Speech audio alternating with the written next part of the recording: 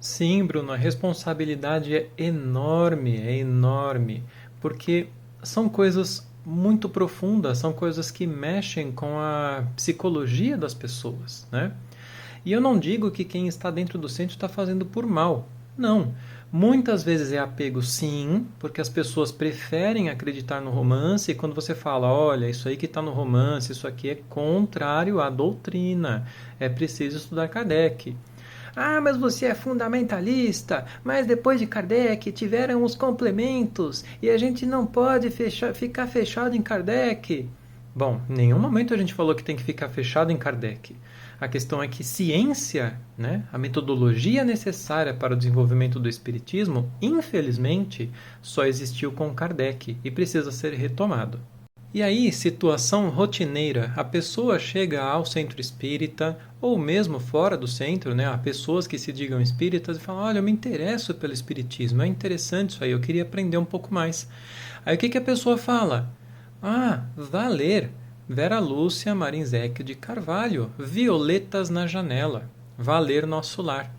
Aí a pessoa que não conhece a ciência espírita, que nem sabe o que é Kardec, que acredita que Kardec foi alguém que sentou lá e começou a escrever coisas da própria cabeça, que ele sentou sozinho e ficou ali perguntando, obtendo pergunta, resposta através de um espírito só e colocou tudo aquilo num livro, né?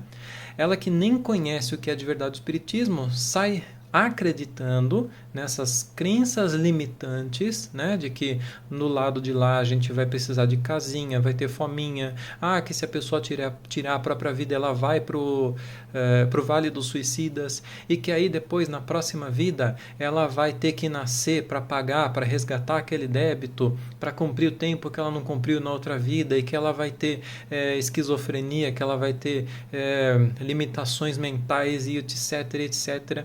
Aí ela passa a olhar para as outras pessoas no mundo, né, que vivem dificuldades físicas e passa a dizer, tá vendo aquela ali? Na outra vida é porque ela se matou. Tá vendo aquele outro ali, ó, tá sem perna? É porque ele chutava cachorro. Olha aquele ali, aquele é cego, tá vendo? É porque na vida passada ele ficava usando os olhos para ficar fazendo mal, para ficar julgando os outros, enfim, né? Então cria-se uma diversidade de falsas ideias sistematizadas que limitam tanto a vida dessa pessoa quanto a sua relação social com os outros e a afastam do bem verdadeiro. E de verdade eu compreendo porque eu já passei por essa situação, eu já vivi essa situação. Nós não conhecemos a verdade sobre o Espiritismo por mais de um século.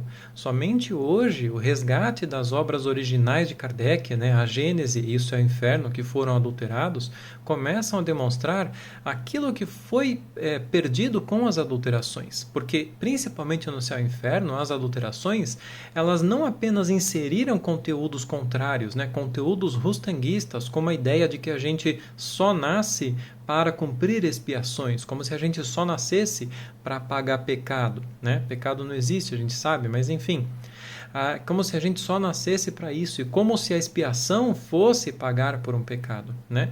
Não só isso. Essas adulterações também sumiram com a filosofia original, totalmente direcionada à autonomia, ao desenvolvimento do espírito, ao que é a infelicidade, o que é a imperfeição, como o espírito adquire imperfeições e como ele se liberta delas.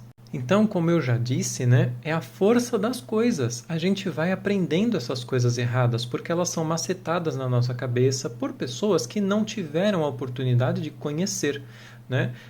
Qual é o movimento espírita que sabe o que é revista espírita? Não sabe.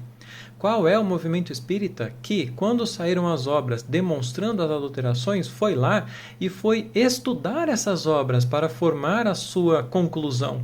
Não, grande parte do movimento espírita que se guia pela FEB, ou seja, que está na heteronomia, que se permite ser comandado cegamente, né?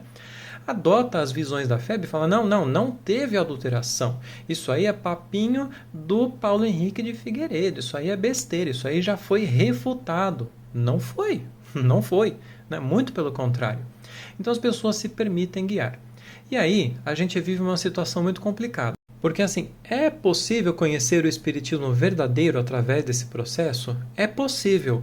Da mesma forma como é possível para uma criança que nasça num meio criminoso, onde ela seja tratada com violência, onde ela seja exposta a um ambiente de má educação, de criminalidade, é possível para essa criança atingir, se desligar daquilo quando estiver mais madura, né?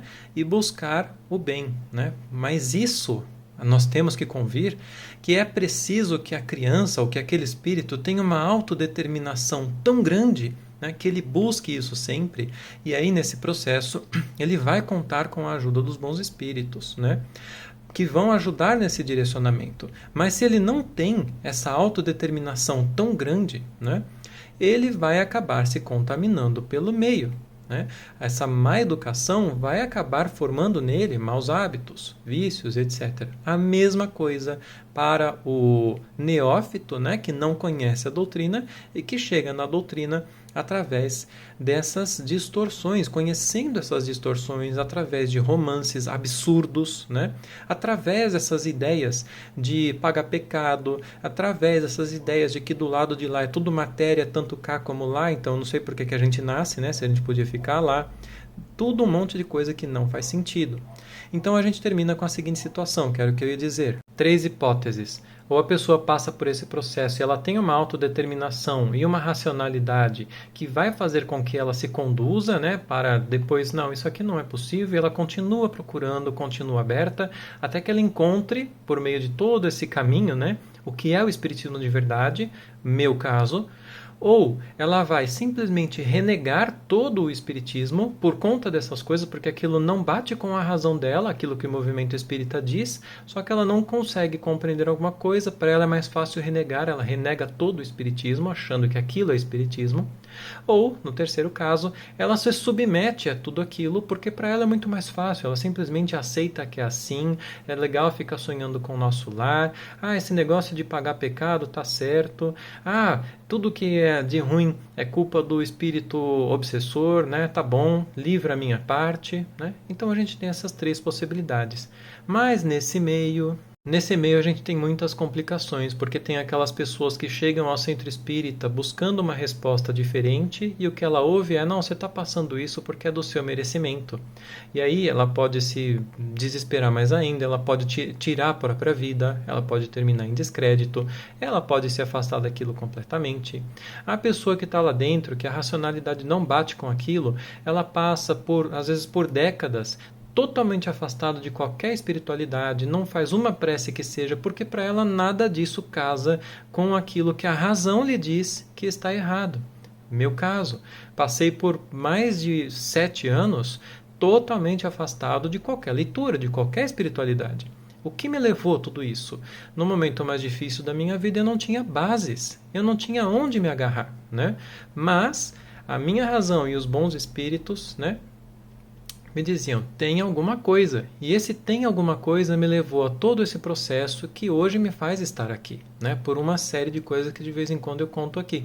Então assim, gente, falar em espiritismo é de uma responsabilidade muito grande e eu não queria estar na pele desses que, tendo a possibilidade de estudar, se renegam, tendo a possibilidade de conhecer, afastam o conhecimento e que, além disso, se utiliza do misticismo, das distorções para ficar ensinando coisas erradas que vão fazer mal para outras pessoas. No dia em que essas pessoas misticistas que se prendem a essas obras absurdas, aos romances cheios de absurdos, a todas essas distorções, por uma clara falta de vontade de se dedicar ao estudo, porque Kardec é fundamentalista. Essas pessoas, eu não queria estar na pele delas no dia que elas acordarem a consciência e olharem para trás. Aí sim, isso aí vai ser pesado para elas. Não porque Deus vai castigar, mas porque ela vai olhar todo o efeito daquilo que ela fez, daquilo que ela falou, da sua falta de vontade, e ela vai se arrepender amargamente.